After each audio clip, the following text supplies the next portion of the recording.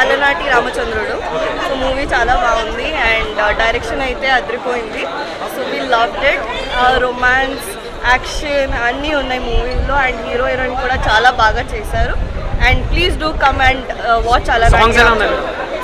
Songs అయితే చాలా, శశాంక్ అయితే చాలా మ్యూజిక్ ఇచ్చాడు మూవీకి.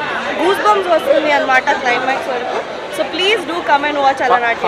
ఫాదర్ డాటర్ రిలేషన్ బాండింగ్ ఎలా ఉంది? యాక్చువల్లీ చాలా కనెక్ట్ అవుతారు అనమాట. ఫాదర్ డాటర్ ఇమోషన్స్ ఎలా చూపించారో from childhood to end. So చాలా బాగుంది. Alanati Ramachandrudu is the fun packed movie అని చెప్పచ్చు. ఒక కొత్త లవ్ స్టోరీ అని చెప్పను కానీ లైక్ అలనాటి రామచంద్రుడు అనే ఒక ఆ టైటిల్కి తగ్గట్టు ఉంటుంది మూవీ. ఫ్యామిలీ మొత్తం వచ్చి చూడొచ్చు. ఇట్స్ ఏ హిట్, పక్క హిట్. డైరెక్షన్, సినిమాటోగ్రఫీ, మ్యూజిక్ మాకు తెలిసి మీ థియేటర్ నుంచి బయటకు వచ్చినా కానీ మ్యూజిక్ వినిపిస్తూ ఉంటుంది. ఆ లవ్ స్టోరీ ఫీల్ అవుతూ ఉంటారు మీరు.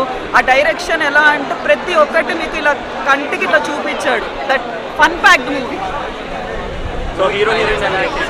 హైలైట్స్ అంటే డైరెక్షన్, సినిమాటోగ్రఫీ, మ్యూజిక్, ఎవ్రీథింగ్. ఒక్క హైలైట్ అని చెప్పలేను. Everything is good.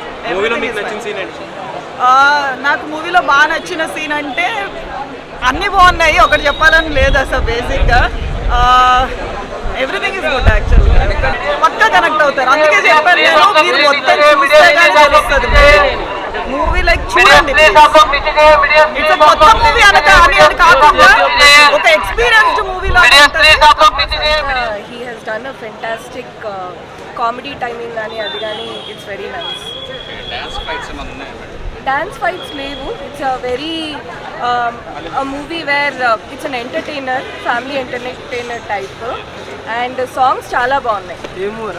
అంటే ఈ సినిమా చూడాలంటే ఒక ముక్కలో ఏం చెప్తారు? ఎందుకు చూడాలి అసలు? కామెడీ. ఫస్ట్ హాఫ్ అంతా చంపేశారు కామెడీ. సాంగ్స్ ఉన్నాయి, సాంగ్స్ చాలా బాగున్నాయి. Music director did a fantastic job. Hit అవుతుందా?